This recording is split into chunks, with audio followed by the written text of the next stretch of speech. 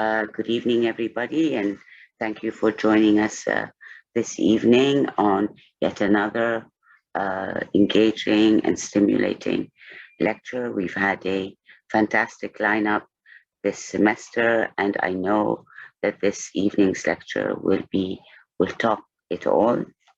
And I'm really very pleased that Professor Sameh Hanna could join us. This has been in the making. We've tried to plan it when we were normal and face-to-face, but we could never get the dates straight because he's in the UK and you know, we have different vacation schedules in our respective universities. And finally, Corona came around and we could actually grab him and have him with us online. Much to my chagrin and everybody else's, that he can't be here with us in person, but I hope that we will be able to host him in person very soon after this global crisis that we are all witnessing. Professor Hanna completed his PhD in the Sociology of Translation at the University of Manchester in 2006. He joined University College London as an Andrew Mellon postdoctoral fellow, contributing research and teaching in postgraduate programs in translation studies. He later obtained lectureships at the universities of Salford and Leeds.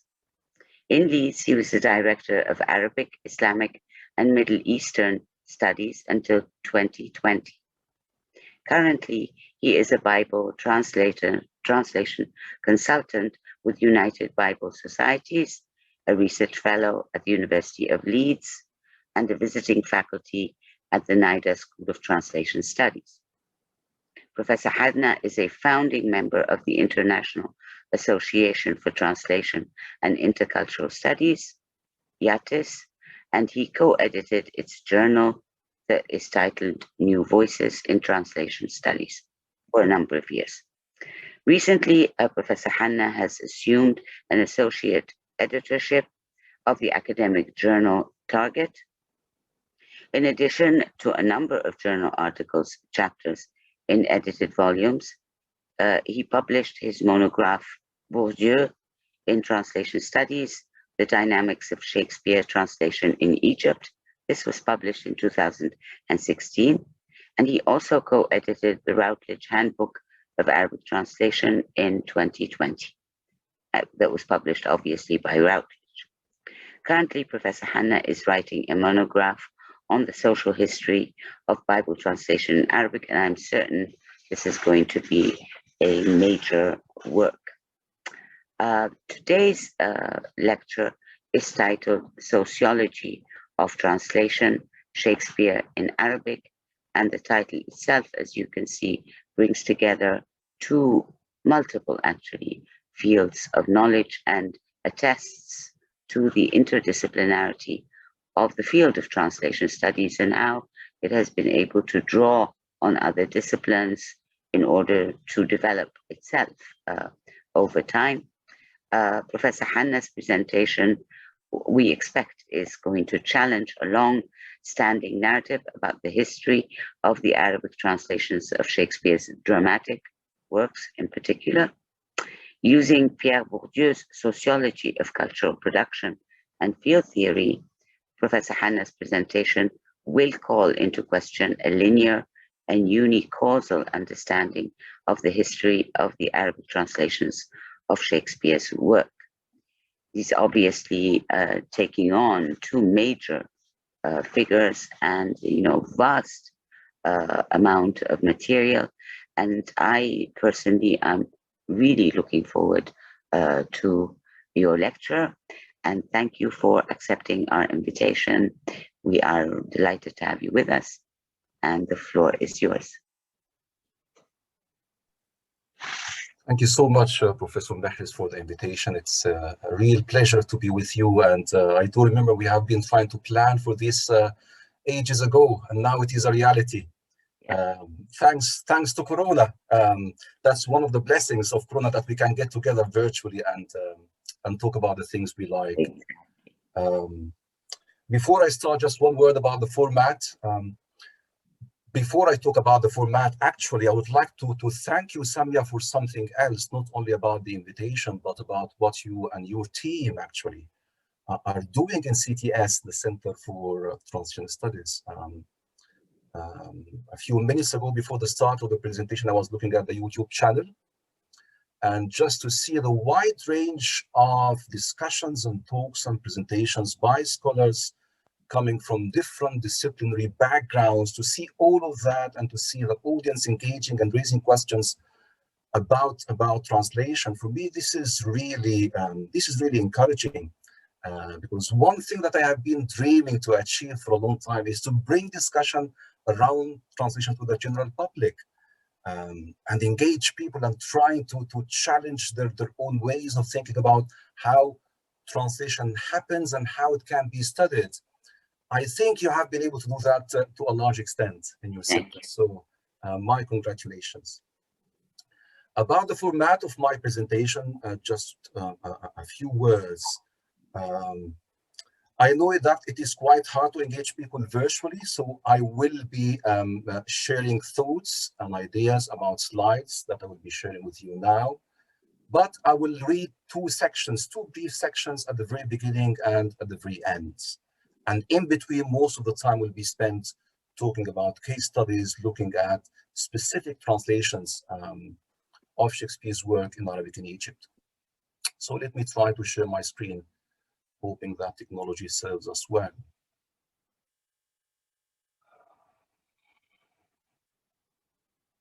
And please let me know if you can see the slides. I'll put that on display mode. Can you all see that?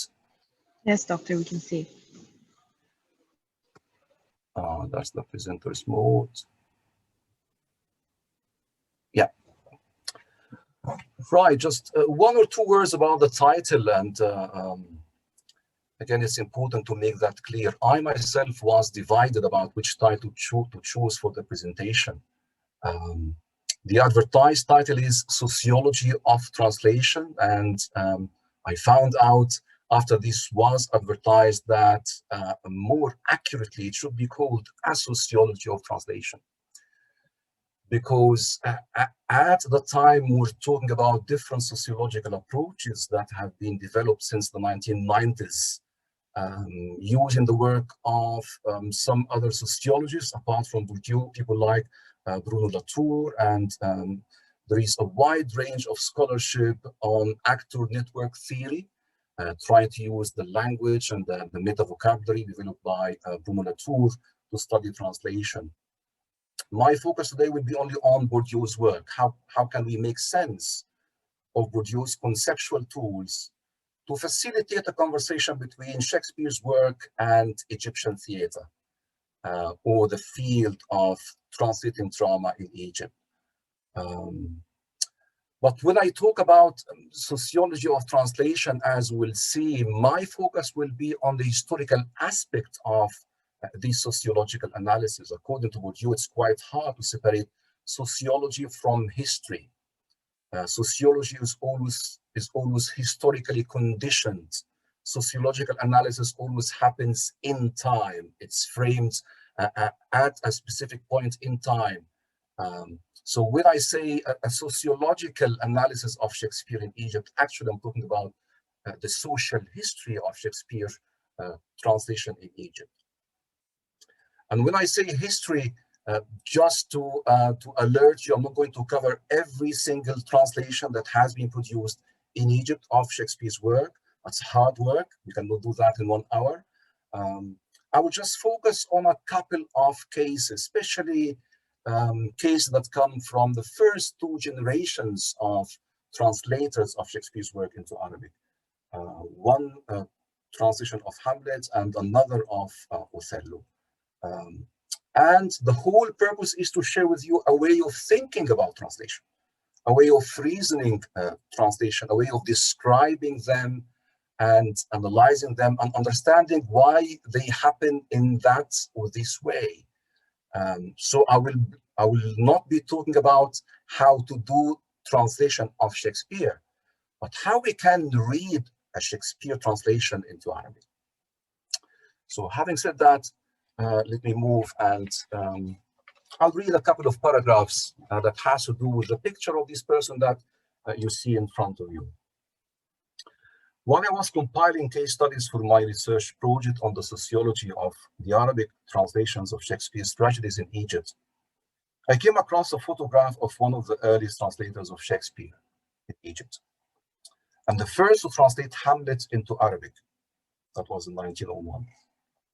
In the photograph, which was published in the only poetry anthology he left, Tanyu Sabdo poses for the camera with a serious look, eyes slightly diverted from the viewer, and without the pensive hand on chin pose, which later came to be associated with established and canonized authors. At the bottom of the photo and in Arabic mono-rhyming verse, Abdu sarcastically addresses the readers of his poetry and translation, saying, هذه صورتي تراها فقل ما شئت فيها فإنها لا تراك. لا يراك انقباض وجهي فقد كان بشوشا من قبل أن يلقاك. إنما أدركته حرفة قوم. I like this expression, حرفة قوم كتب الله أن يكونوا كذاك, which roughly translates as follows. What you see is my picture, say whatever you want about it, it does not see you. Do not bother about my upset face. It has been happier before it saw you. The person with this face only joined a profession where people are destined to be just like that. To develop a sociology of Shakespeare translation in Egypt is to capture the dynamics of this profession, which make people like Tanyu Sabdo look just like that. In other words, this sociology is only possible when the still picture of Tanyu Sabdo is made to speak, when the diverted eyes of the translator are made to look straight into the eyes of the sociologist or the social historian in my case, and respond to questions about translatorial agency, translation practices, and decisions, which are all socially and historically conditioned. However, this agency can only be reconstructed when the personal and the collective histories of that translator, which are embodied in the habitus, I'm using one of Bourdieu's terms, I'll get to it later. All of these histories, personal and collective, are embodied in the habitus of Tanyu Sabdo. When all of that are taken out of the still picture and reactivated in the socio-cultural space, where and when the translator functioned and produced translation. It is through the interplay of the individual translator's agency and their fields of activity, what Abdo calls in these lines of verse, the profession, that the Arabic translations of Shakespeare's dramatic work can be accounted for sociologically, and the social history of Shakespeare's work in Arabic can be written. And this is what I will be trying to do with you today. I'll get to this case in detail later, but before I talk about his translation, Tanyu Sabdo, I'd like to share a few assumptions about the sociological analysis of translation. What are the assumptions that motivate the whole endeavor of reading translation sociologically, or rewriting the history of translation from a sociological point of view? A few assumptions. First one, translation is not merely a response to a linguistic stimulus, that is the source text. And this is usually the kind of narrative which I call the linear narrative, which has been dominant in the field for a long time. We're talking about translation as a response to one stimulus, which is the source text. Translation responds to socio-cultural and political discourses in the host culture. Translation is mediated and shaped by multiple agents. For a long time, we use that the translator is the only agent, the only person who is in control of the end product of translation, who is the one who shapes and frames and makes all the decisions. Sociologically, this is not the case. There are multiple agents who intervene and contribute to the fashioning of the final product of translation. People like publishers, preface writers, front cover designers. The paratextual framing of translation is absolutely important in understanding this idea of multiple agency. Another assumption: translation agents are active in a social space, the field, where success is guaranteed by the forms of capital they accumulate through translation. So there is a struggle.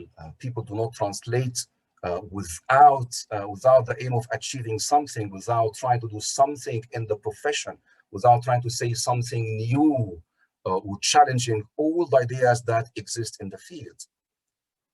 And that field is always in a state of flux because of conflicts between agents over the legitimate form of capital. I'll talk about that later, the forms of capital in the field. The translation field and its agents can be reconstructed through the translation text and paratext. These are the two key tools that any social historian or sociologist can make use of to redeem and reconstruct these cases. Basically, what I'm trying to present you in place of the linear narrative is what I would call a relational narrative. So instead of talking about translation as the outcome of one linear relationship between source and target text, we want to talk about translation as the outcome of multiple relationships. The relationship with the source text is just one of them. Now let's go back to our friend Tanyu Sabdo. Let's have a look at his translation. This is one key paratext of his work, which is the front cover. And of course, one way that helps the social historian of translation to reconstruct the field of translation and the agents in that field is the kind of language translators use to talk about their own work. And the best place of finding this language is the paratextual framing of translation. Front covers, back covers, blurbs, introductions, prefaces, footnotes, and so on and so forth. So this is what we have. This is the second edition of this translation. It was finished in 1901, and it was commissioned. We'll talk about that later by Sheikh Sameh Hanna at the time for the stage. So it was done for the stage first, 1901, and after its success, it was published 1 year later in 1902. And this is what we have. And for the convenience of those of us who don't read Arabic, this is the gloss of the front cover. And it's quite interesting to see that at that time, translators still talked about theater using one word, which was at the time used to denote and refer to another genre, the word riwaya. People usually talked about riwayat al-tamthiliyya. And even before that, if you trace the kind of lexical items, the vocabulary that Egyptians at that time tried to develop to make sense of that new genre.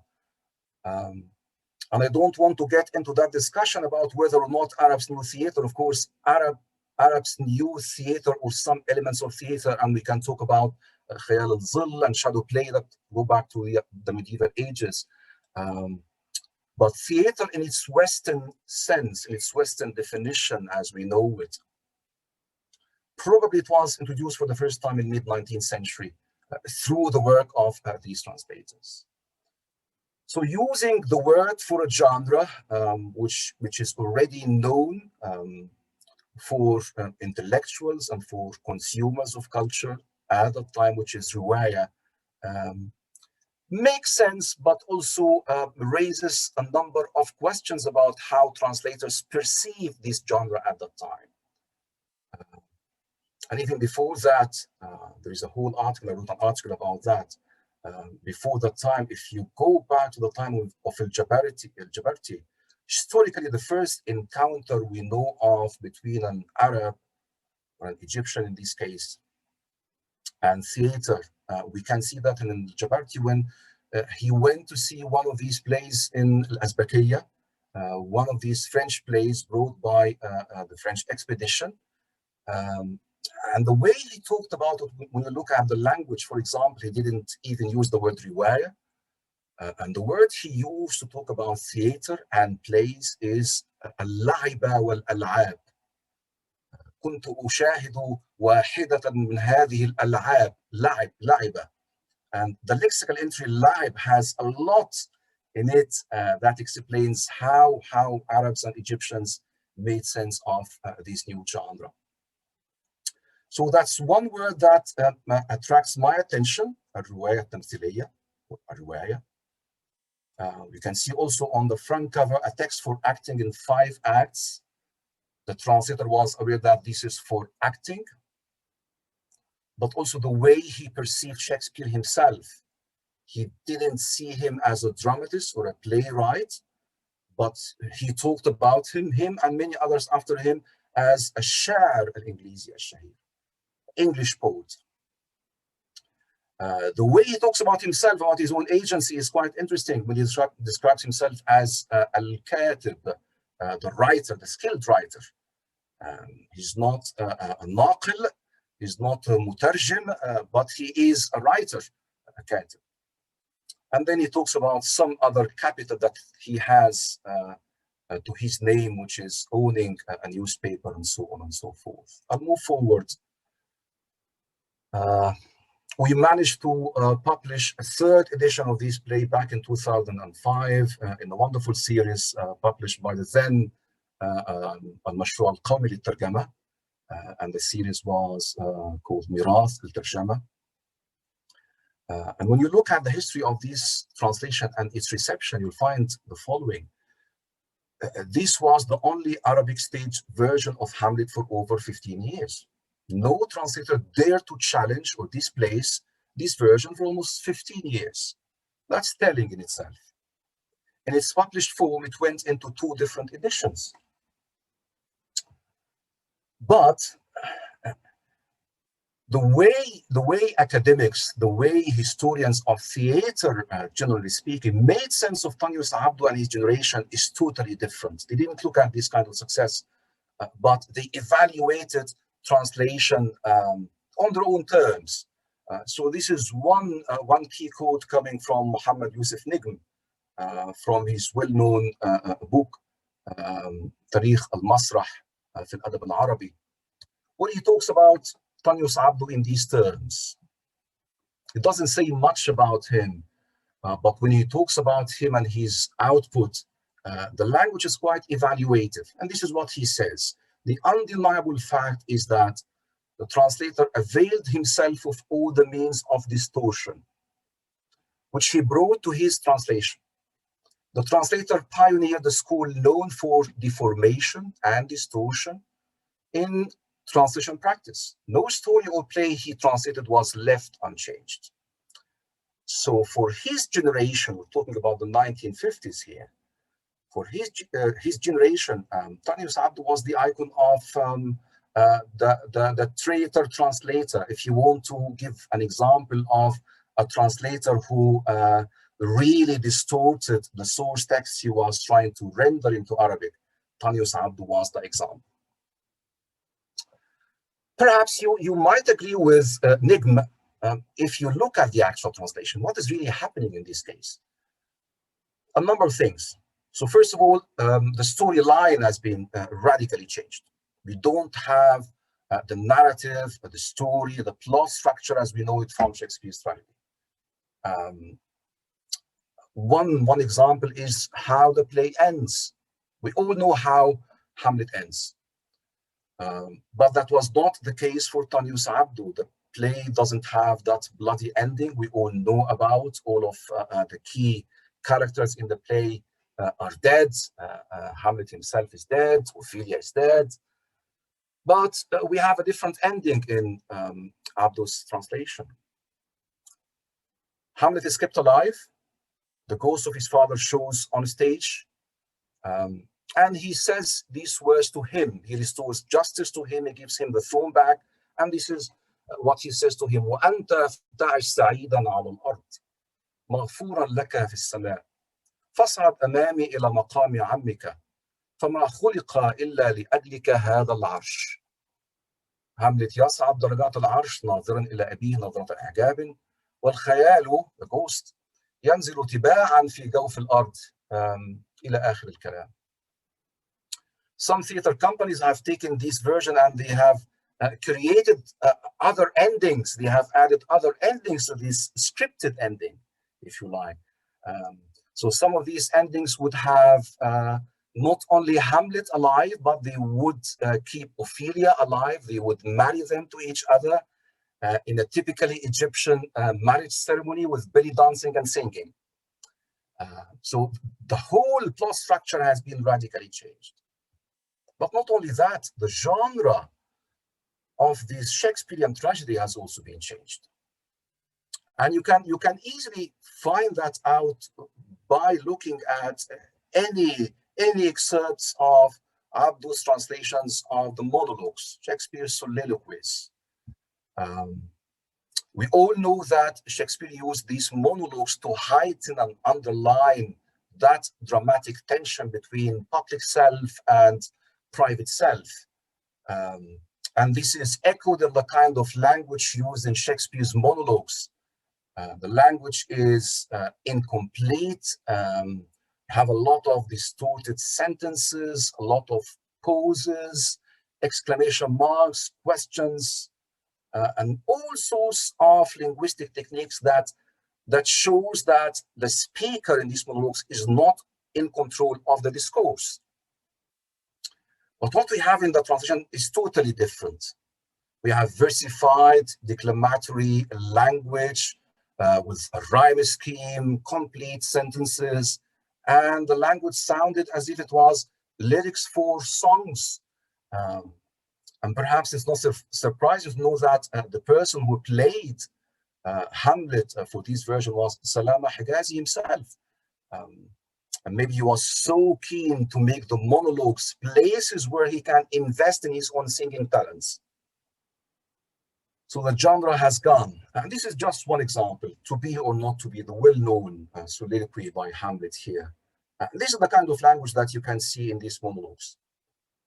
فناء بعد موتك أم خلود وهل عدم مصيرك أم وجود وما هذا الوجود إلا انتباه يؤمل فيه إن طال الرقود وما يختار أهل الرشد لما يضل بيأسه العقل الرشيد, and so on and so forth. So that's a kind of nasheed, that's a kind of lyrics for singing, not a monologue, not the typical Shakespearean monologue as we know of. Right, so all of these examples, if you see them, you might actually agree with Dr. Negm. Actually, many other historians of Arabic theater tended to agree with him. This is just one other quotation from a piece of work, a bibliography of Shakespeare's work in Arabic by Dr. Mahmoud al-Shittawi, published back in 2000. And with that bibliography, he made that comment on Abdu's work. Abdu's translation of Hamlet is considered an awkward translation, evaluative language, marked by such deviations. The kind of language used is very interesting, deviations from the point of reference, which is the source text, from the source text, that it ends up offering only a ghostly resemblance of the original. We're not presented with the reality of who Shakespeare is and what his text is, but all we have is a ghostly resemblance. Now, I want to challenge that. I have been spending the last decade of my career trying to challenge this kind of reading, this kind of writing the history of translation. And all I was trying to do is to redeem Tanyu Sabdo and many other translators from later generations. And by redeeming them, I simply try to reconstruct the whole field of activity. The whole assumption, as I have mentioned earlier, is that we cannot make sense of the agency of these people, why they did what they did, without locating them back into the field, which gave rise to their own decisions and translation strategies.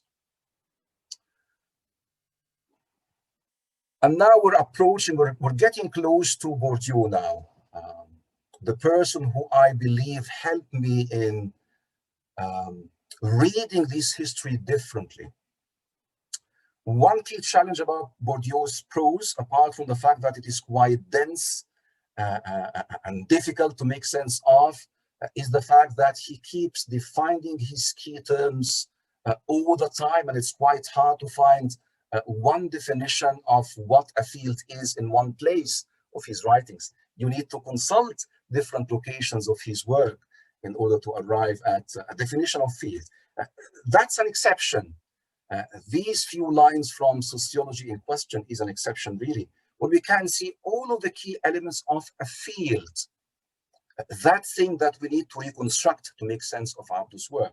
So this is what Bourdieu says. We know that in every field, we shall find a struggle between different agents, conflict over capital, over winning, over occupying the dominant position in a field, the specific forms of which have to be looked for each time.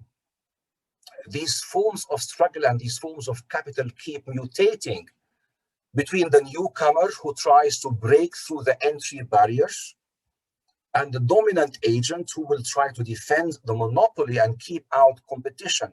In other words, it's a struggle between those who try to maintain the status quo of translation and the new generations who try to challenge the status quo and push in its place a pro quo, a new reality, a new way of doing it.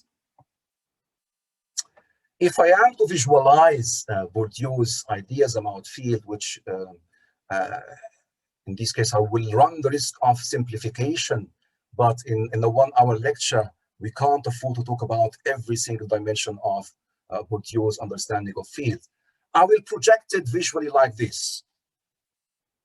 So what we have in front of us is an outer context, is a bigger context, which he calls the social space, and by that he means the society at large. The society with all it involves, social structure, the kind of discourses in circulation in that society, the kind of dynamics between different social classes and so on and so forth. These social space shapes and exercises some impact on any cultural activity, including translation. And within that bigger space, we have a more specialized and narrower space, using the word of Abdu, the profession, if you like. Profession is a social space that has its own rules, that has its own boundaries, that has its own codes of membership. People are allowed to enter into that space, into this profession on specific terms. And these terms are changed every now and then due to that conflict and the struggle between different agents. And these comers, these agents in the field can be individuals and can be institutions.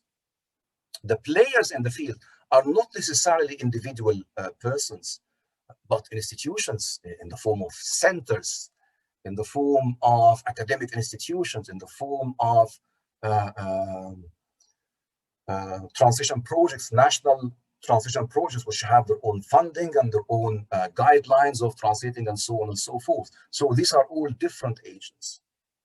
Now, something very important that I would like to draw your attention to in this diagram is the arrow coming. There are two arrows. One of them is coming from the direction of the outer space, the social space, into the field. But if you can see that the arrow does not remain straight into the field. And this is one key concept that really helped me to understand what it means to do sociology of translation. And that's the concept of refraction. And Bourdieu used that to counter and to challenge another concept which was at his time, we're talking about 1950s, 1960s, in French academia, where notions like reflection in the Marxist sense were so much in vogue, were so much dominant. So people talk about literature as a reflection of, as a direct reflection, direct mechanical reflection of discourses in society. What Bourdieu is telling us here is that, of course, the society does have some impact on how we produce and consume translation, but this impact is not mechanical, is not direct.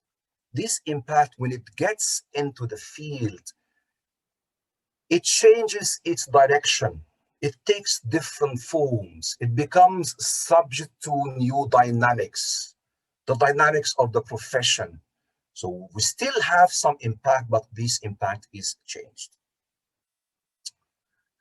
Something else in Bourdieu's sociology that helps us to redeem people like Tanyu Sabdo and read them and their work differently is what Bourdieu talks about as the homologous relationship between different fields. Or in other words, the interface, the synergy, if you like, between the field we are trying to study or reconstruct and some other fields of activity. And practically this makes sense.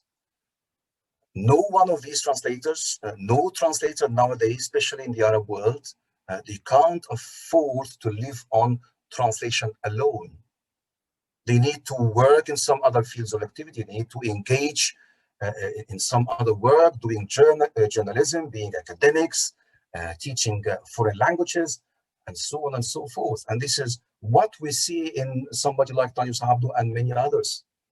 These people traveled and moved across boundaries of fields. Some of them moved from the field of theater into the field of drama translation. Some of them moved from the field of pop culture, somebody like Sameh Hanna. He comes from the background of pop culture, singing, entertaining people. When he enters into theater and drama translation, he brings some of the influence of that field into the field of drama translation. And we see that from history. We know that he used to tell Tanyu Sabdo about places in the translation where he wanted to see some space for singing, for singing out loud these monologues with music. So the homology between the field we are trying to reconstruct and some other fields is fundamental in our understanding of how translation works in any given field. Right, so what is it that we are trying to reconstruct? The structure of the field, who is in the field, and what kind of capital, what is at stake in the field, what are people struggling over. And by the way, what people are struggling over can change from one time to the other. And the form of struggle defines for translators the meaning of a successful translation. So people keep all the time talking about the criteria for an acceptable, successful translation. One group would say that, well, a successful translation is the one that sells. Tell me about the number of tickets that people bought to go and see Tanyu Sabdo's version performed by Sameh Hanna, and I would tell you how successful this translation is. Other groups of translators would say, no, this is not the case. The criteria of success here is how close the translation to Shakespeare's text, or to what we understand to be Shakespeare's text. So even the forms of struggle keep mutating over time. So we need to reconstruct the structure, and we need to reconstruct the dynamics, what forms of struggle. And we also need to reconstruct the homology, the synergy with other fields of activity. A few words about the structure of the field. A few of these ideas I've already mentioned. One word that I keep trying to avoid using, which is kind of confusing, and that's the concept of habitus. And this is the concept that Bourdieu uses to talk about the agency of any particular producer of culture, whether this producer was a translator, or a writer, or a sculptor, or a painter, or anything. He uses that word, and for him, and for me, that's a very useful concept to try to bridge the gap between what people in sociology and philosophy have been talking about as the tension between subject and object, the researcher and what is being researched, the individual and the objective structures surrounding the individual.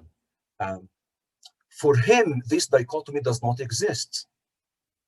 The agency of any one individual has in it, has written in it some of the codes of the objective structures, some of the codes which have been approved in the field. So the individual translator is not totally free to do what they want. They have in that habitus, almost unconsciously, there are things they do in translation they are not even aware of. And these things are rules and norms and practices coming from the field, which have been unconsciously internalized in these translators' habitus, and they only come out in the form of decisions and choices. Another element in the structure of the field that you need to be aware of when you try to reconstruct the field is what he calls presupposed ideas or pre-assumptions. I've just mentioned them now.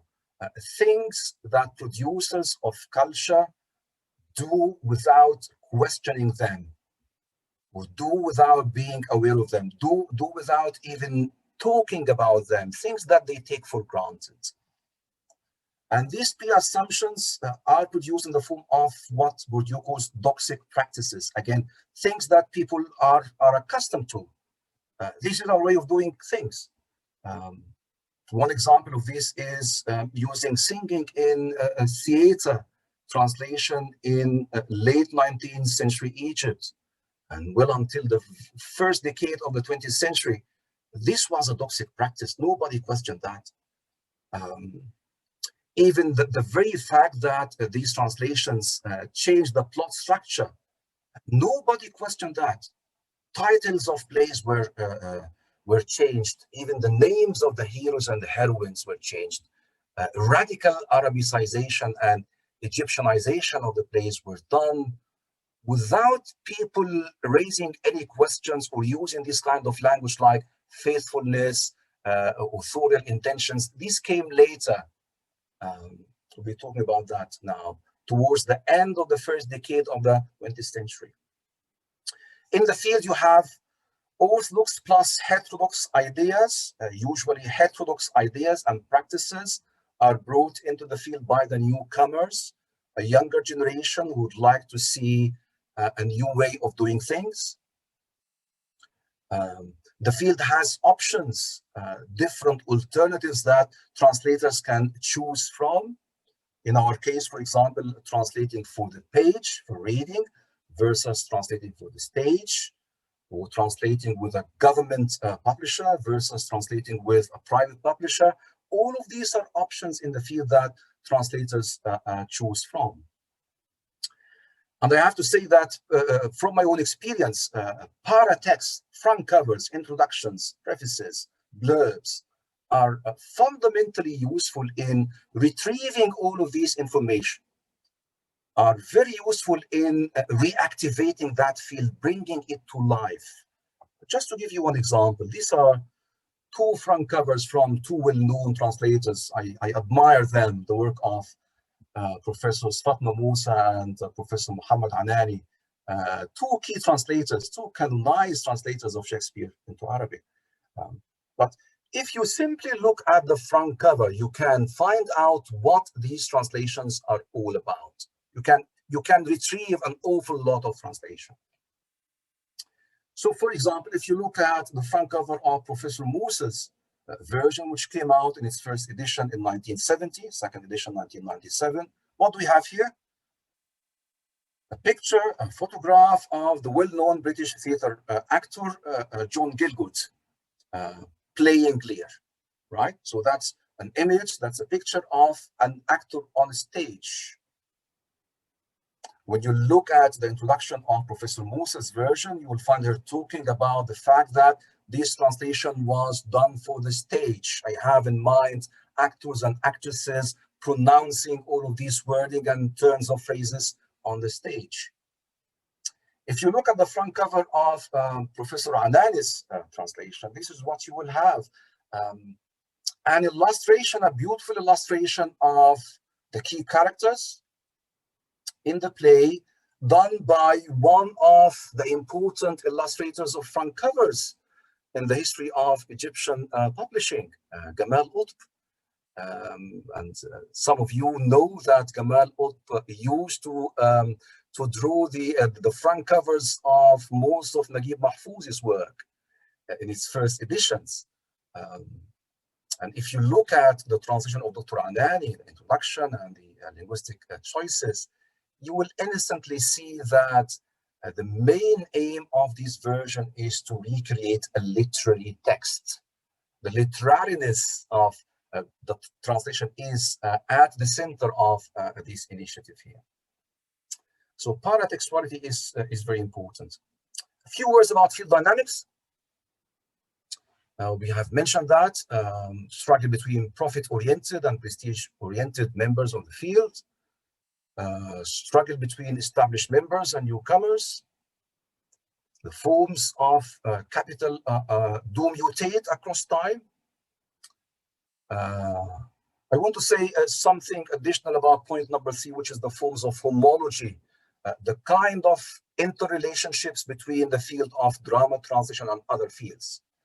And again, this kind of relationship shapes and reshapes the field and the agency of translators. Just to give you one example.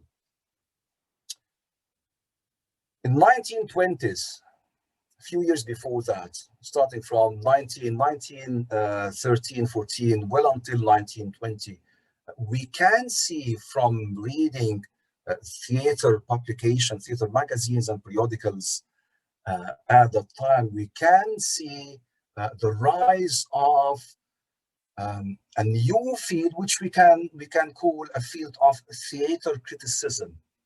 A group of young people trying to reflect and comment and evaluate and advise theater makers in Egypt at that time. One of them is Muhammad Taimur. A very interesting series of articles that Muhammad Taimur published in 1920, before he died. A series of articles which he titled محاكمة مؤلفي الروايات التمثيلية, the trial of the playwrights. And this was published in Al-Sufur, Magalat Al-Sufur. And the whole series of articles is fictional. He imagines, he says that I'm going to share with you a dream. And this is what I saw in my dream. A trial, a court trial, in which all of the producers of theater, the playwrights, including translators, translators of canonical texts, all of them are brought to court. And the judges, the jurors are, and this is very, very interesting, and the discourse here is absolutely important. The jurors are a group of Western writers, including Shakespeare, Molière, Goethe, and others. All of them are Westerners, Western authors, judging these Egyptian translators and theater makers and telling them, asking them about what they have done with their own texts. Very interesting, quite telling. And we can see from the very language which is being used in this muhakama and this trial that the field of theater criticism will definitely have some impact on the output that we have in theater translation. Language like faithfulness, authorial intention, things like that start to emerge. One of the translators who was brought to trial in these articles is Khalil Mutran himself. And he starts talking about his work, trying to defend why he did what he did. Right, so this is what was happening in the earliest initiatives of translating Shakespeare's tragedies into Arabic in Egypt. People like Tanyu Sabdo trying to introduce a new artistic genre using artistic codes that Egyptian consumers of culture are aware of, using a language that they know, but at the same time trying to create a market for their products. So using elements from pop culture and using agents from pop culture was indispensable in this initiative, and this is what they do. Now, I want to take you to the second generation of translators of Shakespeare's work to see how the field is mutating and shaping around different forms of capital and different modes of agency. So starting from 1911, we see, and again, the paratexts are important here, we see different ways of talking about translation. We see basically a new generation of drama translators. And we know from historical biographical research that most of them are middle-class salaried employees. They don't rely on the money coming from a theater director like Salamah Ghazi to pay for them, but they are kind of financially independent. And this had a role to play in the shaping of the field. For these people, published drama translation becomes an option. At that time, small publishing houses started to mushroom in Cairo. And that's why publishing translation became an option. These translators had a challenge. They need to highlight the distinction of their own product vis-a-vis the work of the earliest generation of translators, people like Tanyu Sabdo. So we can see some tension on front covers, like this one, for example. You wonder if you can see that. I'm aware that the font size is small, but if you cannot see it, we have a gloss in English, and this is what happens on this front cover. That's a 1911 translation of Macbeth, and that's a back translation or a gloss of what is happening here on this front cover. And again, what is communicated by this translator and his publisher is quite telling about the change of the boundaries of the field, the change of practices. There are some elements which are maintained from the previous generation. Things like, for example, authored by Shakespeare, the greatest of the English poets, Ash'ar Shu'ara al-Inglis. Shakespeare was still at that point perceived as a poet, not as a playwright. The focus here is on poetry, language, rhetoric, figures of speech, images. Arabized in verse from the English language by Muhammad Iffat. And probably for the very first time, we see the word Arabized, ta'arib. And again here, the way this word was used by the early generation and the second generation, some of the members of the second generation was all about domesticating. For them, Arabization was all about adapting or domesticating or making intelligible that foreign piece of work. Revised in verse from the English language by Muhammad Iffat. We see new elements on this front cover. One of these new elements is the insistence of the translator to highlight the fact that he was translating from English. This is new. The first generation was not keen to talk about the source language they translated from. And historically, we know that they translated through French. People like Tanyu Sabdo, he did not read English. All of his output was through French. But Muhammad Iffat was keen to say that, well, my product is much better in quality than the work of the earliest generation because I translated directly from English. And then something very interesting is going on here about the audience. Our Arabization is dedicated to the whole world, including authors, poets, and scholars. But hold on. This is not the whole range of audience or readers I'm dedicating this piece of work to. It is specially dedicated to the honorable scholar and distinguished relative Tabuzada Hussein Rushdi Pasha, the foreign minister of the Egyptian government. So what is going on here? So it seems to me that we have some significant shift in the field here in terms of the kind of audience and consumers that these producers of translation reach out to. For the previous generation, the audience was lower middle class theater goers, Egyptian theater goers, who are not necessarily well educated, who are not necessarily aware of the writings of Shakespeare or Molière in their own source languages. But in this case, the case is different. The audience foreseen and targeted by these translators are kind of elite, well-educated, and they even take pride in highlighting the fact that they are connected with these people. They are producing something which is distinctive, which is different. It addresses and speaks to the well-educated people of the nation.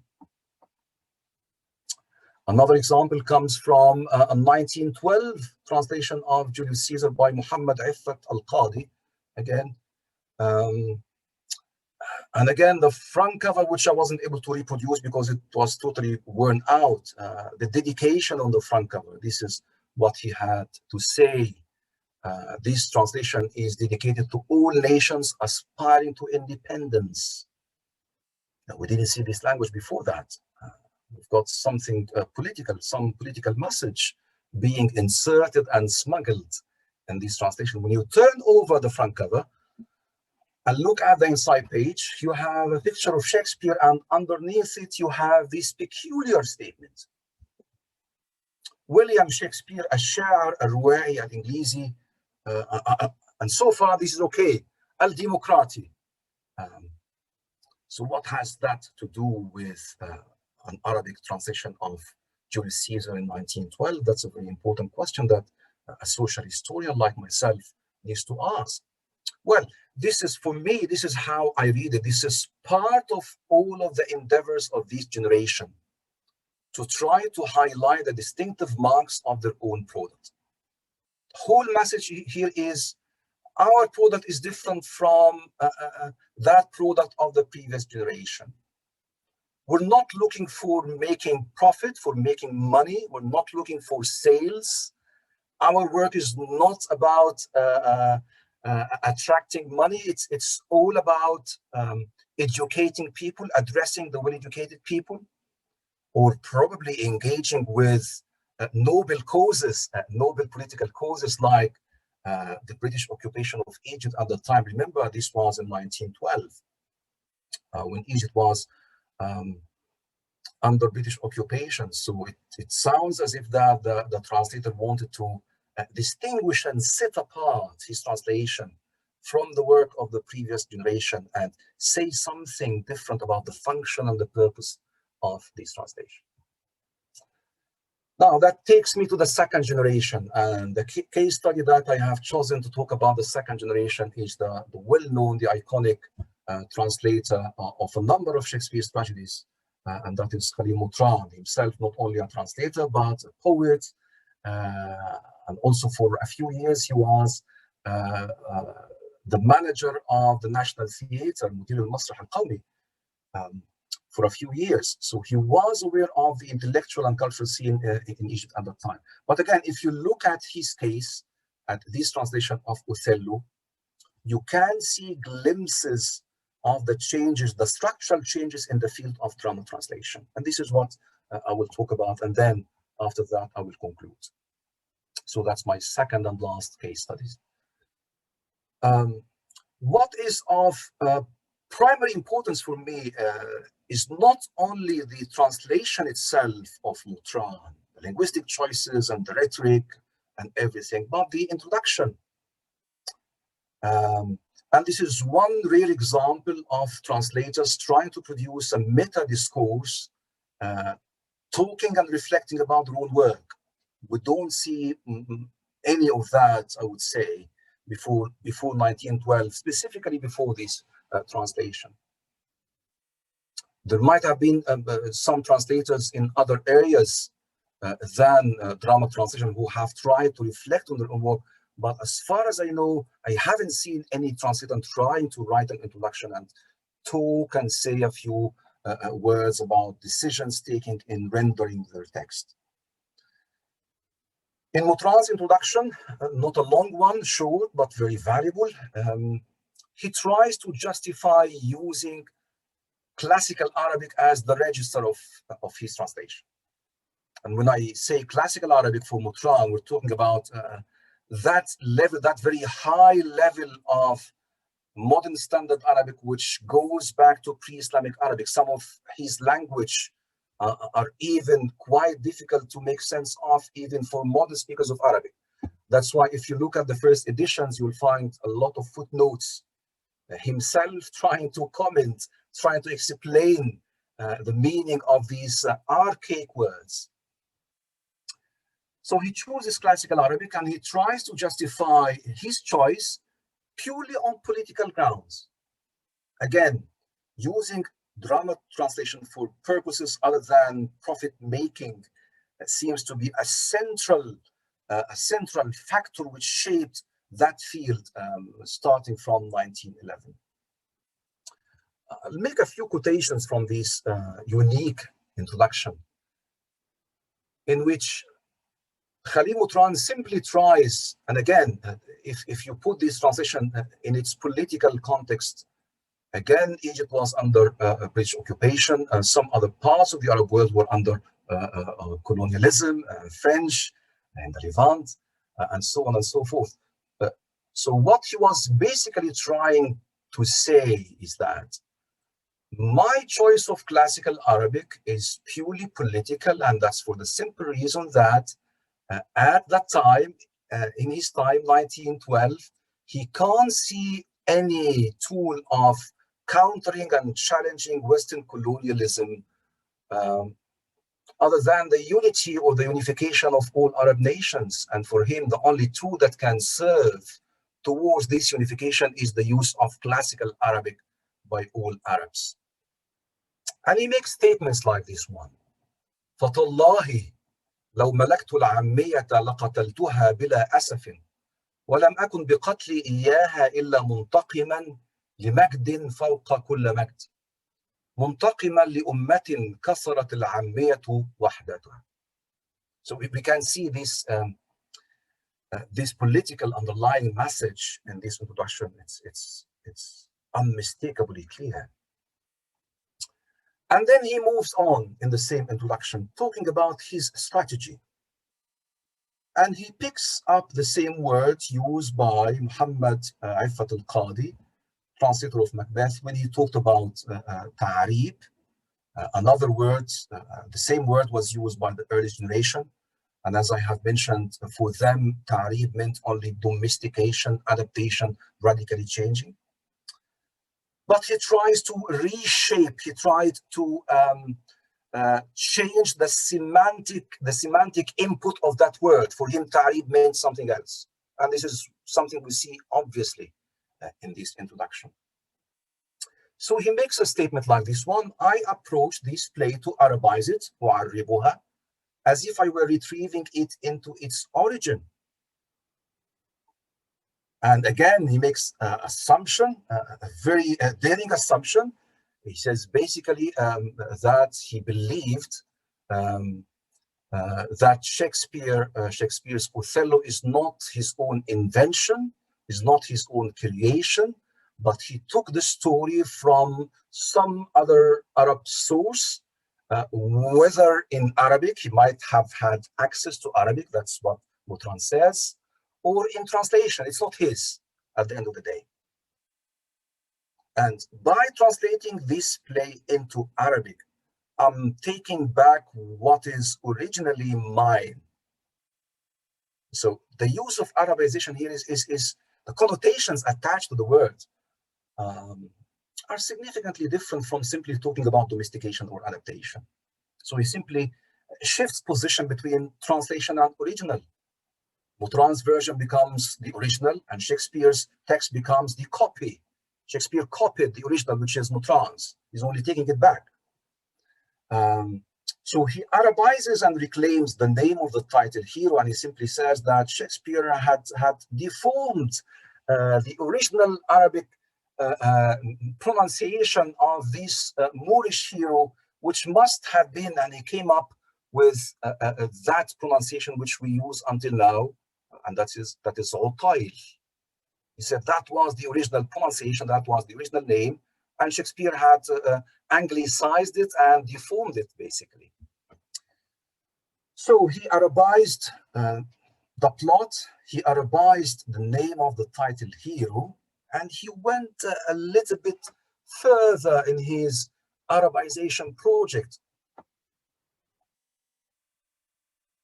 He Arabized Shakespeare himself. And that's another daring statement he makes in his introduction.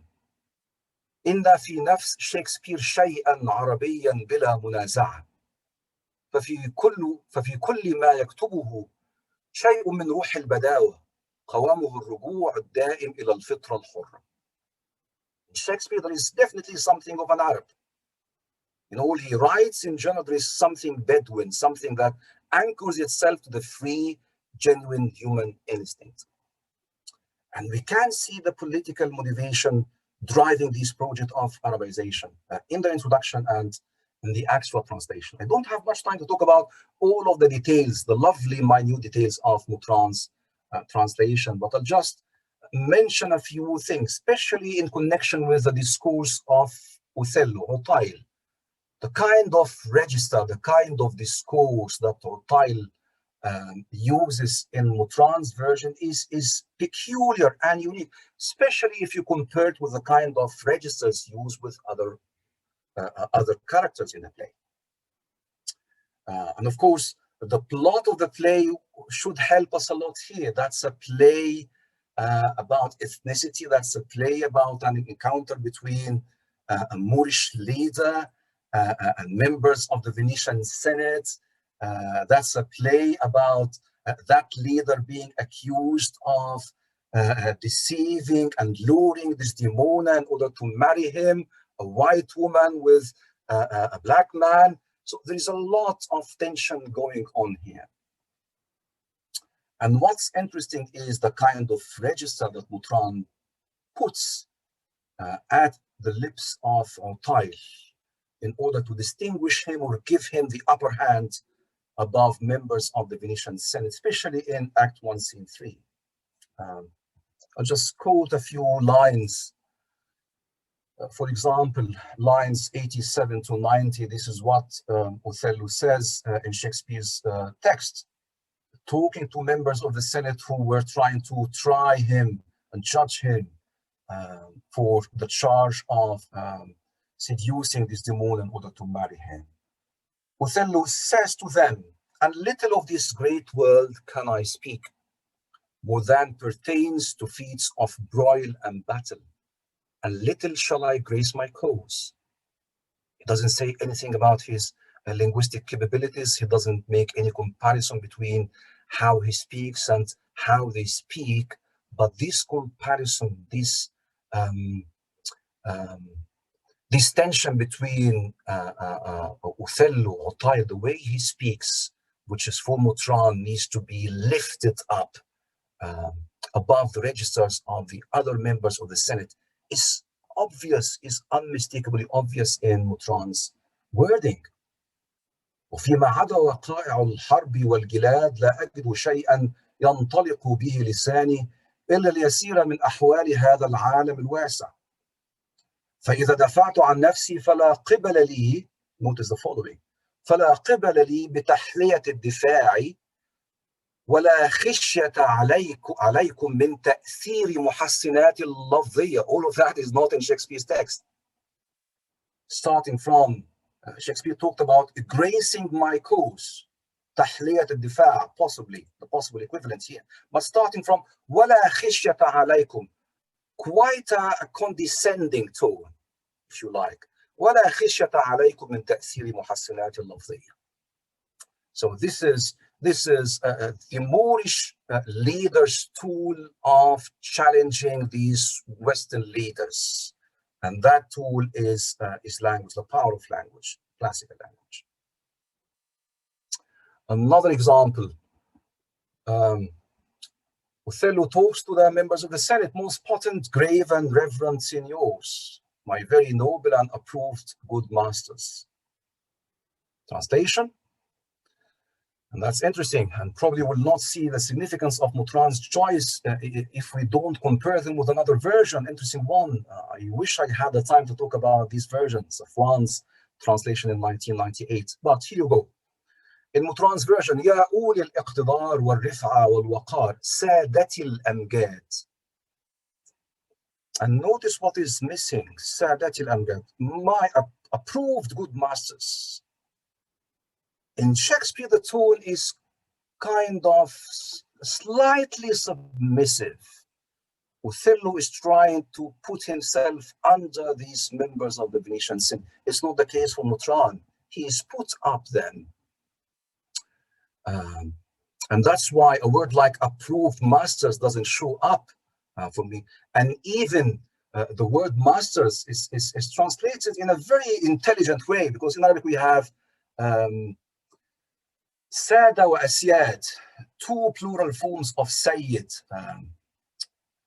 Asyad is kind of stronger. When you talk about Asyad, you're talking about masters in the strongest sense of the word, masters of slaves, of servants, and so on and so forth. But when you talk about Sada, we use that as some form of polite address terms, if you like. As-Sayyidat was-Sada. He used that here. For Safwan, later in 1998, and that's a very interesting translation, again in terms of the identity politics, totally in contrast with the identity politics we have in Mutran's version.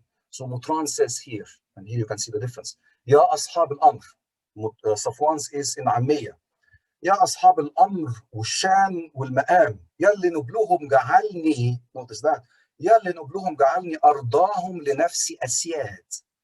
These little choices of words, these turn of phrases, it tells you something about the kind of identity that these translators would like to promote. Of course, if you read Safwan's introduction, which is also in Ammiya, and his translation, you can see that he's trying to counter Mutran's notion of pan-Arabism based on the use of classical Arabic, by promoting the idea of Egyptianness, Egyptian identity. And for that, he makes use of Egyptian Arabic. So Mutran's political agenda is centered on pan-Arabism, and this pan-Arabism is secular and inclusive.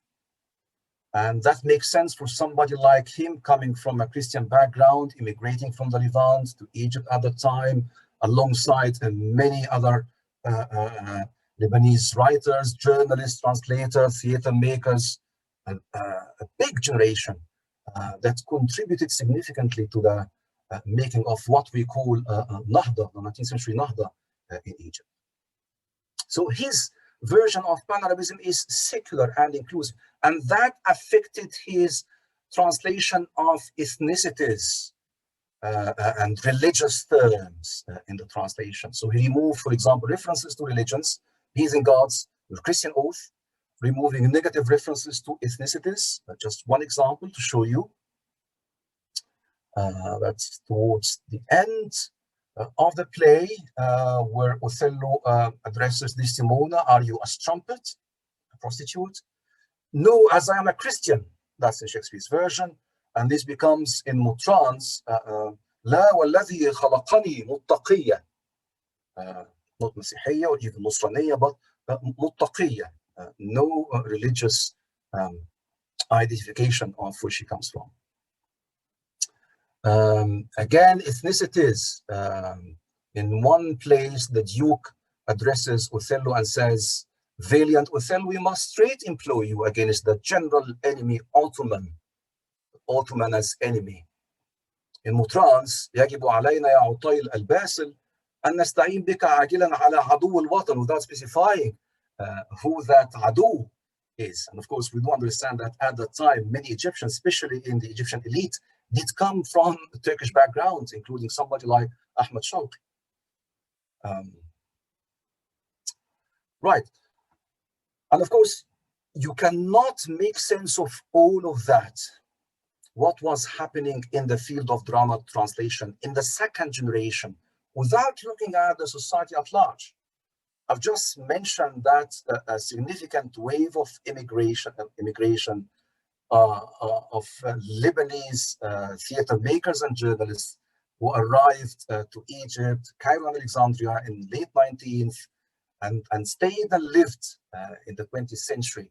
And all of them, they adopted the same discourse of secular pan-Arabism. Just to give you one example, one quote from one article by George Zidane that was published around that time, in which he talks about the same idea.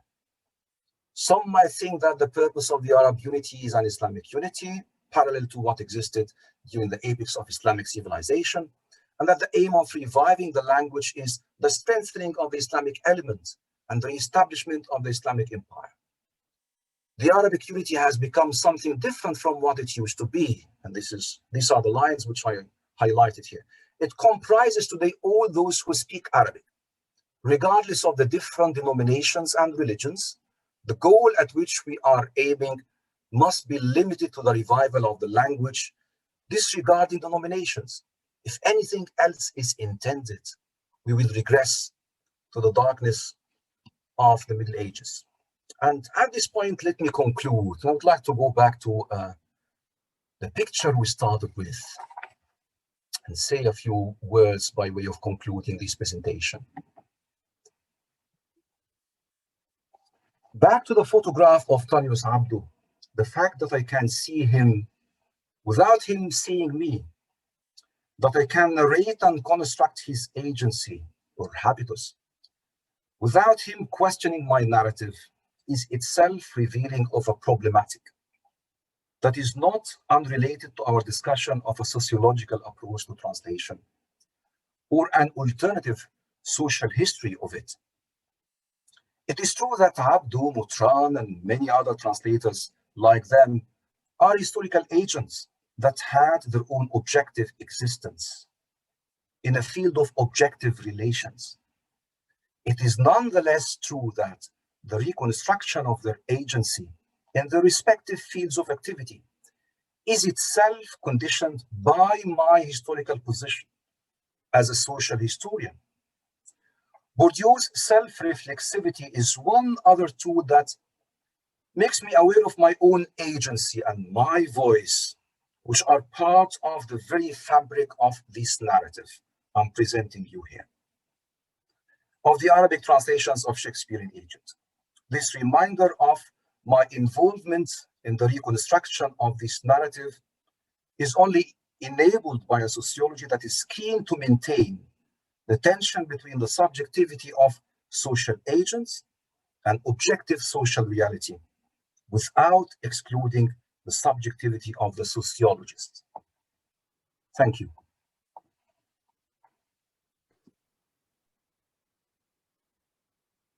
And I think I need to stop the sharing here, right? Yes. Yeah, I guess so. Professor Sameh Hanna, I don't know how to thank you for this banquet. Really, it leaves us with so much to think about and want to discuss. I personally have a bucket full of questions for you, but because I'm fascinated by, the richness of the field in which you are engaged, whether it be Shakespeare and Shakespeare, but also, theater in Egypt and translators of Shakespeare, but also Bourdieu, and it's really quite enormous. But thank you for bringing it all together in a comprehensible and actually very compact way. I just want to tell our attendees that before we started the webinar, we decided that it might be best if people could please ask the questions on the chat box or the Q&A in writing, in Arabic or in English. So you can write in Arabic or you can write in English. We are also inviting you to take a 10-minute break because this has been a beautiful but quite long presentation. And I'm sure that some of you may want, a cup of coffee or some tea. And let's just all stay here. And in the meantime, give you time also to reflect on what questions you really want to ask so that they are important and not redundant. And it will give Professor Hanna time to actually review them as you send them in, and he will be able to see them, and so will I. And then, we can come back and pick up from where we left. So why don't we stay with us 10 minutes to just give Professor Hanna in particular breathing space after this fascinating presentation, but also for you to phrase your questions in such a way that they are questions, and whether in Arabic or in English, and then we'll come back. So it's now 8:25. We will come back at 8:35, and in the meantime, please send us your questions, and Professor Hanna will then have time to review them as they come in. Okay, thank you. Thank you so much, really, for a brilliant presentation. And apologies, it was longer than planned, but no, but fascinating. I know that you had much more to say, and that thank you for. I'm sure you have a tremendous lot of passion for your topic, and you are very knowledgeable about all the fields that you have spoken to us about, and I'm sure it was not easy to sort of distill what you have to say in the time that you have used during this webinar. So thank you. Thank you. Thank you for having me. You can see your questions, right? They're already coming in.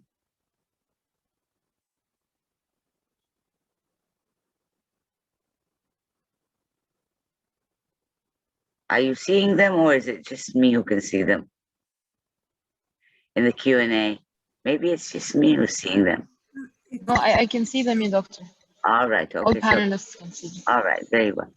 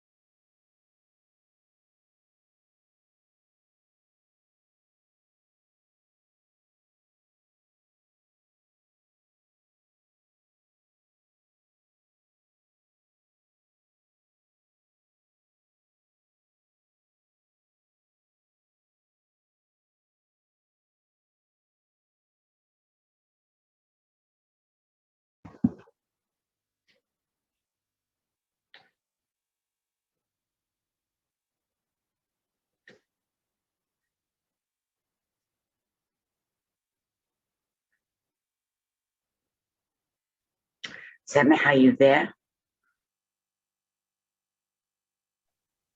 Yes, I'm there. Okay, maybe I can use I want to sort of use my power Sure. as host and begin the session with some general questions as we wait for more specific. I know you have congratulations from your audience who enjoyed this wonderful talk, but I'm curious actually as to our relationship as Arabs with Shakespeare. I mean, is this unique? I mean, why is it that the Arabs, and it's not just Egyptians, because we have translations from the region of, Shakespeare's dramatic works, but also of his poetry. And there seems to constantly be hyperbole in our relationship to Shakespeare. I mean, أعظم شاعر وأحسن مش عارف إيه etc. Do you have an explanation for that, since you've worked so much on Shakespeare's translations over a whole century? Yes, I think our interest as Arab in Shakespeare is related to our interest in all of these canonical Western authors whose names and whose work have been used in the initiation and starting of new artistic products, if you like. So for things like theater, for example, things like novel as we know it in its Western definition, translation played an instrumental part in setting the boundaries of novel writing and theater making. So for me, from a sociological perspective, the interest is to a large extent pragmatic. I mean, the names of these canonical figures were used to persuade the would-be consumers of these cultural products of the respectability. We're not giving you something cheap. We're giving you a play by Shakespeare, by Bourdieu, regardless of the fact that these translators have stayed close to the Shakespearean text or not. But the very name to be put on a front cover or in a theater poster guaranteed for these cultural producers a minimum of success. So I'm trying to look at it from a purely pragmatic as a sociologist here. Of course, I can see some infatuation. I can see Shakespeare being used not only to set the boundaries of new genres, but to contest some existing cultural practices.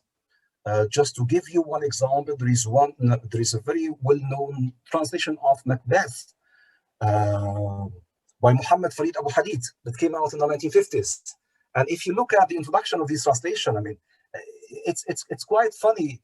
What Muhammad Farid Abu Hadid was trying to do was to broaden and expand the boundaries, not of theater writing or theater making, but of poetry writing. Because he says that I have chosen blank verse in translating Macbeth, and I can see blank verse needs to take its chance in modern Arabic poetry, and I would encourage young writers and young translators to use that. So again, that would support my assumption that Shakespeare was used pragmatically. His work, his name, what he stands for was appropriated and reappropriated. And that's why we can talk about different Shakespeares, different Arab, Egyptian Shakespeares, which have been fashioned and made and remade across time.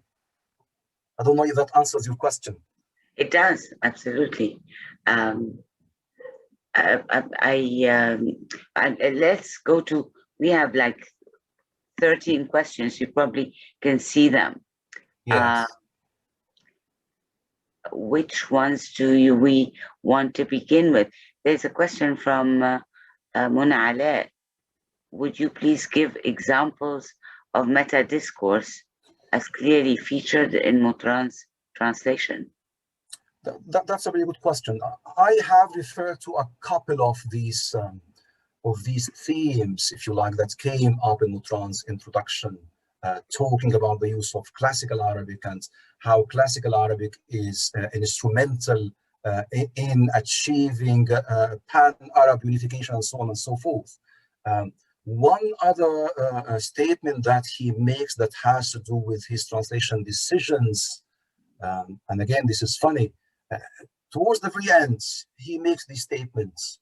لقد ترجمت, I'm trying to remember the wording, ترجمت هذا النص كلمة كلمة. This is a word-for-word translation. And of course, for all scholars, if you look at Mutran's translations of Shakespeare in general, and this particular translation, you will find out that he has lifted out whole scenes from the play. And from a sociological point of view, this tells me something. Not all that is said by translators about their work we need to take at face value. What they say in introductions, in interviews, and things like that, it needs to be critiqued and evaluated and put in the context of their field and their own work. So that's one example from Mutran's introduction. Okay, we have another question. I mean, they're all long and very thoughtful, I think. This is from Farah Abdul Ghani. I love this presentation, but I have a question regarding your opinion on the current Egyptian scene of translation. It is of no doubt to myself that we strayed away from the idea of Pan-Arabism. So would you say that the translators are now more similar to Tanyu Sabdo, willing to make profit and entertain as is prominent in the current pop culture? Or are they closer to the second generation, more willing to supply the well-educated and the elite? That's a very tricky question. It's quite hard because simply I did not look at the contemporary scene, at the modern scene. My focus was to a large extent historical. But it's quite hard to give an either or answer. I think both and might be a more probable, reasonable answer. There is that strand of cultural production in general, including translation, which is quite interested in attracting a wider constituency of readers and spectators. And these producers of translation, they are after profit making. And there are others who are really trying to engage with political issues, cultural issues. There are many, many examples. For example, there is this one play and a rewriting actually of Hamlet under the title of a Hamlet Summit. I wonder if you all remember this one, قمة Hamlet. And that performance, I think it was awarded the best performance in one of Cairo International Festival for Experimental Theatre. I don't remember the year now. So I think all of these do exist. We need a lot of work to try to map this field and describe what's going on, who are the key players, what forms of capital. So a conclusive answer to this question will be risky indeed. Okay, thank you. There is a question, actually first a comment by Humphrey Davis, who congratulated you on your wonderful talk, but then has a question actually, because he is interested in book covers, as he says. And he says, it seems to me the two Othello covers could be read differently. The Gamal is a Gamal Qutb, that's what yes. You characterize as literary, but it mainly impresses me, Humphrey, with its kissing cousin relationship to movie posters of the time. Thus, entertainment might be what is signaled. The Gilgad cover evokes for me all that guilt. The Ida Gilgad. The British actor that's on right. The cover of Fatma Musa's version. Right. Yes. Acting of genius, high fidelity to the text also. Yes, I totally agree. Thank you so much for your kind words, Humphrey Davis. I have a lot of respect for your work. Thank you for your comment. I agree with you regarding Gilgood's image on Fatma Musa's front cover. And that's in line, I think, with the transition brief that she followed. She was trying, and she says that, I think, in the introduction, she was trying to present a close Arabic rendering of Shakespeare's text. And she says something about the scholarship that she has done around Shakespeare's text, trying to understand them and try to persuade the reader that this translation is the outcome of academic scholarship. It's not done by an amateur translator. And this is what she tries to communicate and get across to us. That's a close version, a close theatrical version, stage version to Shakespeare's text. I'm not quite sure about Gamal Ob. What I know about him is that his covers were used for Mahfouz's work. And in that context, these covers have attached to them, because of their use with Mahfouz's work, they have got this ability of communicating some kind of literariness. That's a literary text. This language is literary. Not quite sure about the similarity with a film poster. I need to dig around that more. Okay, if I may, follow up on this notion of entertainment, which I think is very important when we deal with Shakespeare and the kinds of decisions that translators have made, which language register they're going to translate Shakespeare into, or how they're going to sort of produce a Shakespeare play for a lay audience.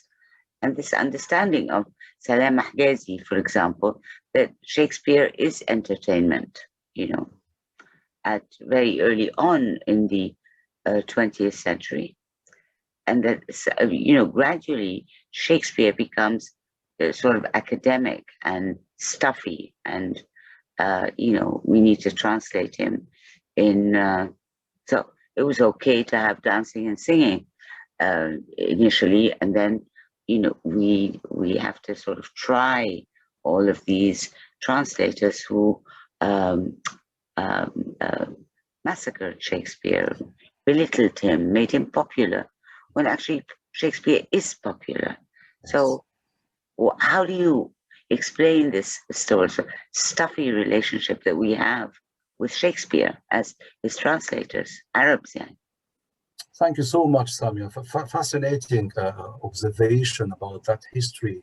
And I've always been saying that Shakespeare, in the early representations of his work in Egypt, he was part and parcel of pop culture.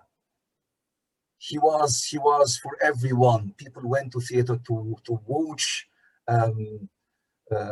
representations of his plays, some of his ideas, probably not all of his ideas, but Shakespeare was made popular. He was part of this culture. What happened later, as I understand from history, is that starting from this second decade, 1920, the rise of this group of theater critics led by Muhammad Taimur, and then 1 decade later, we have the rise of another group of academics in English departments. Starting from the 1940s, people like Louise Howard, Fatma Musa, Muhammad Anaya after that. All of these lovely people were sent into academic scholarships in the West, and they came back with a lot of capital attached to their name in the form of titles and studying in the West. And starting from the 1940s, I sense, we need to do more work around that. Shakespeare has been monopolized by academia. He was no longer part of pop culture, but no one starting from 1940s, and I think the one who started that was Louis Arnold.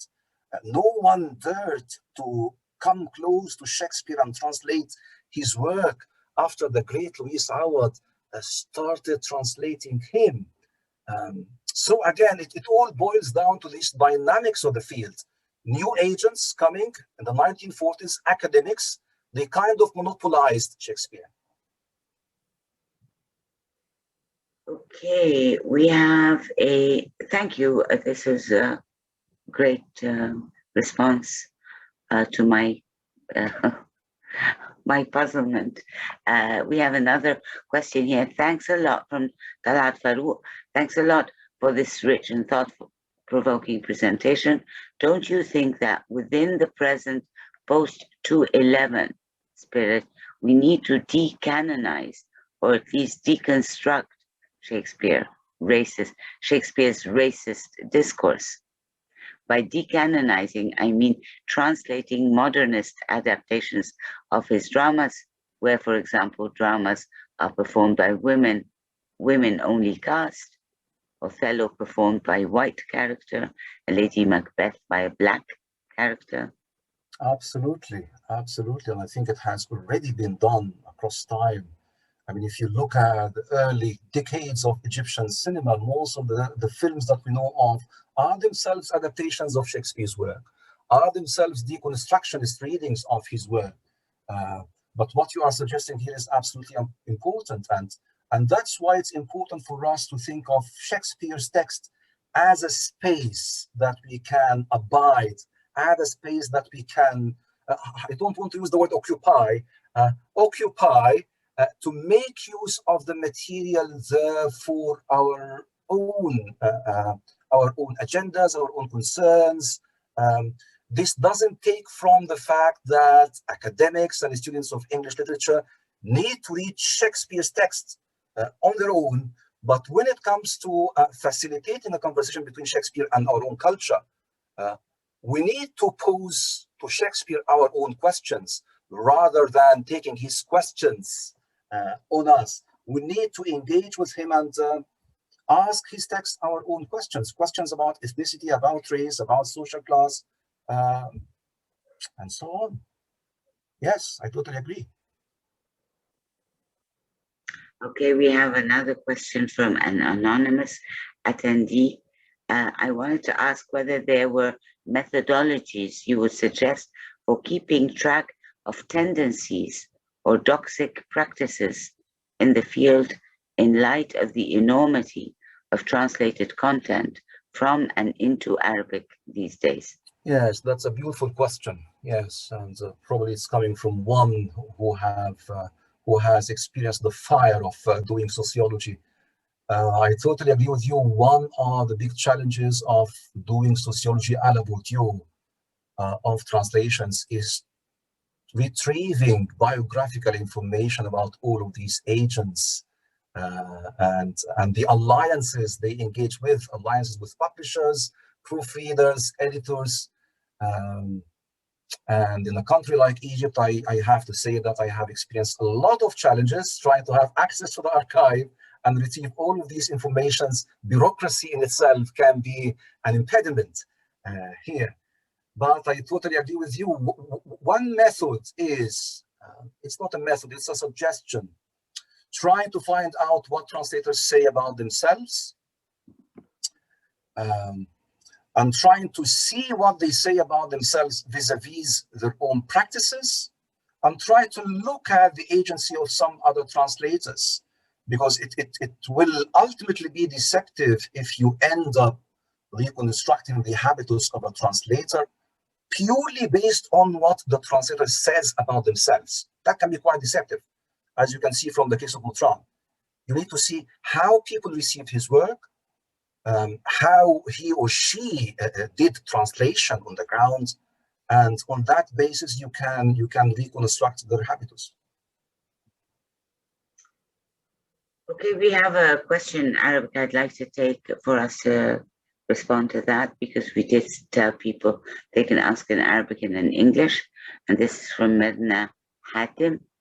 هل حضرتك تعتقد أن الأفكار المتعلقة بالإخلاص في الترجمة وما إلى ذلك هي السبب في تراجع الاتجاه السائد لدى كتاب المسرح في القرون الماضية لخلق نصوص جديدة تماما تختلف عن النص الأصلي؟ أقصد نحن الآن لا نرى العديد من الأعمال الأدبية القديمة تعرب لتتيح نصوصا جديدة.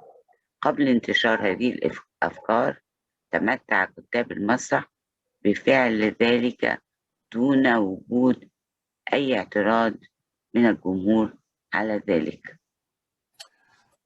ممتاز، رائع، شكرا يا ميرنا على السؤال. وسؤال يعني بيثير مشاكل وتحديات وأحيانا شجون. مسألة الإخلاص واللغة الخاصة بالأمانة والخيانة مش عايز استبعدها بالكامل، يعني عايز اخليها بس تبقى موجودة في حدود الوظيفة بتاعة النص المترجم اللي المترجم بيرتقيها. يعني والمسألة هنا تتوقف على نوعية النص. يعني لو حد بيترجم نص قانوني أو نص معاهدة سياسية أو نص تقني، مسألة الأمانة هنا يعني مفروغ منها. يعني يجب أن يكون النص أمين بمعنى الاقتراب من تراكيب النص والخيارات اللفظية بشكل أو بآخر. لكن لما نتكلم في دائرة تتعلق بالفنون والآداب، الخيارات هنا متعددة. الخيار الخاص بمحاولة نقل النص بشكل أكاديمي لدراسته بشكل معين ده متاح، والخيار الآخر المتعلق ب الاشتباك مع النص، يعني محاولة إنتاج ترجمة تشتبك مع النص الأصلي وتحاول تطرح عليه أسئلة وتحاول تحط النص الأجنبي دوت في تربة جديدة وتخلق منها حاجة مختلفة. الخيارات دي أظن متاحة ومفهومة ومبررة. المسألة فقط بتعتمد على نوعية الجمهور أو القارئ أو المشاهدين في حالة المسرح اللي احنا بنتوجه إليهم بالترجمة. Okay, this is an interesting question that I would have asked, but now it has been asked. Did you make a comparative analysis of Shakespeare's translations between Arabic and other target languages like French and Italian? للأسف لا. يعني واسع جدا، سؤال واسع جدا. بسبب يعني العجز الشديد، يعني أتمنى الواحد كان بيعرف أكتر من لغة. Thank you for, the wealth of information analysis you provided us with. Here's another one from Hoda Abu Zaid, who also thanks you for a great lecture. I wanted to ask, why are such works considered translation? And as such, their content measured for distortion and sociopolitical deviation instead of taking them as adaptations in which it would be normal to do such socio-political and naming transformations, the way we see in our old movies. It goes on. Is it for lack of more faithful translations at the time? So it would be sort of misrepresenting the original since it was the only ones in Arabic, etc. But yeah, I think it brings us back to things that you have already addressed. Yeah. Yes. But that's again interesting, and here I'll have only to repeat myself and say, well, faithfulness is something important to be considered within specific limitations. If you talk about translating technical text and so on and things like that, probably the discourse of faithfulness will fit in here. But if you talk about translating humanities, arts and culture and things like that, even when translators claim to be faithfully representing the text, we know it when we examine the translations. The very selection of specific vocabulary than others, the very selection of specific text for translation than others, itself shows that there is some degree of bias and interestedness. Okay, we have a question from Professor Faria Ghazul, and the question is, when there is more than one translator of the same Shakespearean text, what is the relationship of the later translation to the earlier one? And she's citing the example of Anani and Musa. that you actually gave. Yes, that's a beautiful translation. Thank you so much, Professor Mazul. Yani, great to see you here with us. It's been ages. Well, your question is the very subject of a whole subfield of translation studies, which is the translation of retranslation, the retranslation phenomena. And that's a subfield which tries to raise questions like yours. Why is it the case that some source texts are retranslated more than once, and some others are do not receive any translation? Of course, we can explain that on different grounds. We can explain it in terms of different audiences, different translation briefs. We can explain it on the grounds of the different agency of the translators, where they come from, what kind of issues, what kind of preferences they have, and what they want to achieve with their own translation in the field. Usually people who have done some research on the sociology of free translation, they talked about that tension between the later and the former. The later trying to displace and challenge and accrue some capital by claiming some distinction over the earlier version. And we have seen that in some cases. In some other cases, translators do not say anything about earlier translations. But we can see it in the introduction, in the footnotes, in the actual choices. We can see them trying to question and challenge and throw questions at earlier versions. Okay, I think, you know, we've probably exhausted you today, but I do want to ask one final question. And it has to do with what you just said about Shakespeare being part initially of popular culture, this understanding that Shakespeare is part of popular culture because he is that in his own culture, let's say, and that there was an interesting and brilliant understanding that this is what we should do with Shakespeare. We're gonna exploit him, but we're gonna place him where he was in his own indigenous culture. And this, as we saw, changes. And so I want to ask you, where do you stand on, Fusha and Ammiya translations of Shakespeare? How should we translate him? And I say should because there seems to be this very popular, strain and element in what Shakespeare represented in his own culture that we have sort of formalized to a point, as you said, where sometimes he's incomprehensible because we're using a language that really is not popular at all.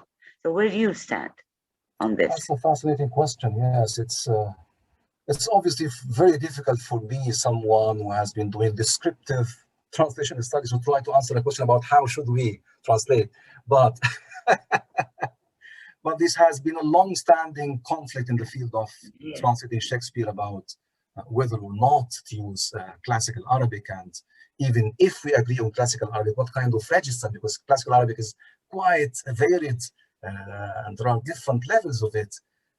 Well, for me, it's all about the audience, but you have made a very important point, probably under the influence of a second generation, people like George Abiad, Khalil Mutran, and then the influence of Muhammad Taimur as a theater critic.